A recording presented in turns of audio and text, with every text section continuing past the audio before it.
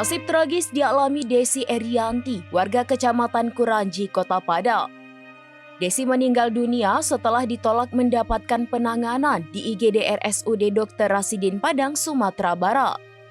Perempuan pemegang Kartu Indonesia Sehat atau KIS itu menghembuskan nafas terakhirnya di IGD RS Siti Rahmah Padang pada Sabtu 31 Mei pukul 12.31 waktu Indonesia bagian Barat.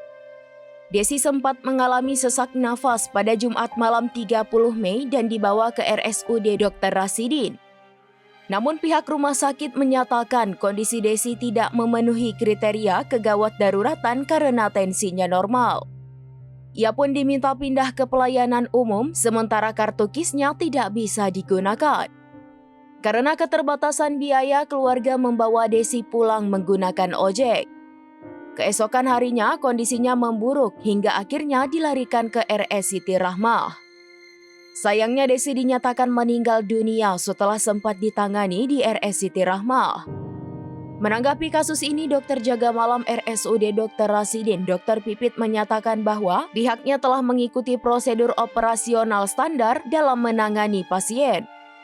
Sementara itu, Wali Kota Padang Fadli Amran menonaktifkan 3 pejabat RSUD Dr. Rasidin untuk kepentingan evaluasi dan pemeriksaan internal.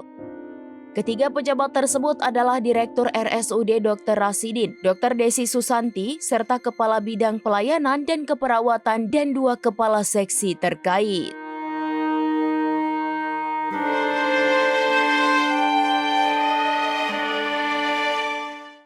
Download Tribun X sekarang, menghadirkan lokal menjadi Indonesia.